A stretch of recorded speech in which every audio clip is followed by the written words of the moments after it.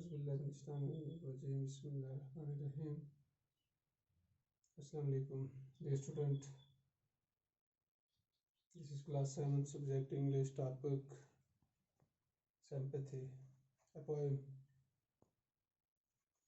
तो आज का जो हमारा टॉपिक है ये एक नज़म है, poem sympathy.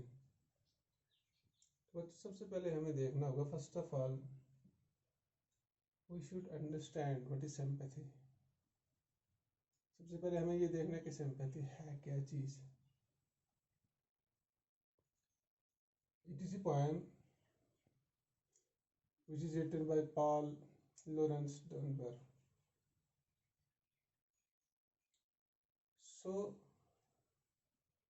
this poem is actually based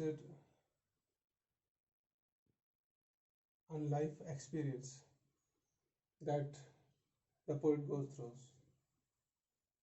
ये पोएम जो है ये उसकी ज़िंदगी की एक तजर्बा है जो उसने हासिल किया है अपने ज़िंदगी में।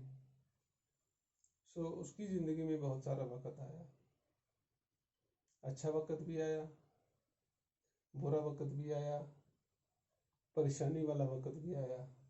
तो उसी को आपने उस जो लाइफ एक्सपीरियंस है उसको उसने इस नज़म में बताया है। चलिए हम पढ़ते हैं। I lay in sorrow deep distressed, my grief a proud man heard. His looks were cold, he gave me gold, but not a kindly word. यानी इस पहले स्टैंजा में वो अपनी परेशानी को बता रहा है कि भाई मैं दुख में पड़ा हुआ था, मैं मुश्किल में पड़ा हुआ था। यानी मुझ पे हालात ऐसे आए कि मुझे दुखों ने घेरा हुआ था और मैं परेशान था। My grief a proud man here, ये सब मेरे दुख जो थे, जो परेशानियां थी, वो एक मगरूर आदमी ने सुने। His looks were cold, he gave me gold, उसकी आंखें जो थी वो रूखी हुई थी, रूखी आंखें थी, और उसने मुझे सोना दिया, बट नॉट काइंडली अफोर्ड, लेकिन उसने मुझे एक प्यार भरा, मोहब्बत भरा, हमदर्दी भरा लफ्ज़ नहीं बोला। यानी मुझ पे ऐसे हालात आए, मुझ पे परेशानियां आई, मुझ पे दुख आया, मुझ पे कमज़ोरी आई, एक इंसान आया जिसकी आंखें रूखी थी, उसने मुझे सोना दिया, लेकिन उसने मुझे हमदर्दी वाला लफ्ज़ नहीं बताया।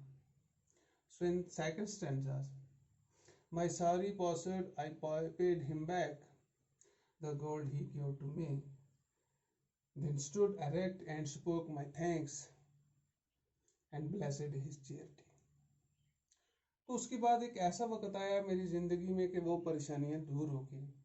My sorrow passed, I paid him back, मेरे दुख जो थे वो गुजर गए और मैंने उसको वापस कर दिया। The gold he gave to me, वो कर्जा, वो सोना जो उसने मुझे दिया था। Then stood erect and spoke my thanks, फिर हुआ मैं खड़ा सीधा उसके सामने और शुक्रिया अदा किया। And blessed his charity, और दुआएं दी मैंने उसको जो उसने खैरात मुझे दी थी। और फिर क्या हुआ, ये आया उसकी ज़िंदगी में एक वक़्त। उसके बाद फिर एक और फेज आया, एक और दौर आया उसकी ज़िंदगी में। शायर कहता है, I lay in want and grief and pain, a poor man passed away, he bound my head and gave me bread, he watched me night and day. यानी फिर मेरी ज़िंदगी में वो वक्त आया जब मुझ पे गुर्बत आ खड़ी हुई। यानी मैं गरीबी में पड़ा हुआ था, मैं ग्रेफ में पड़ा हुआ था, मैं पेन में पड़ा हुआ था, मैं दर्द में था, मैं परेशानी में था।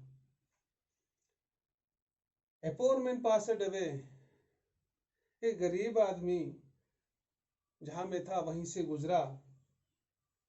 He bound my head, he gave me bread, उसने मेरे सर को बांधा और उसने मुझे रोटी दी। He watched me night and day, और वो दिन रात मेरी देखभाल करता रहा।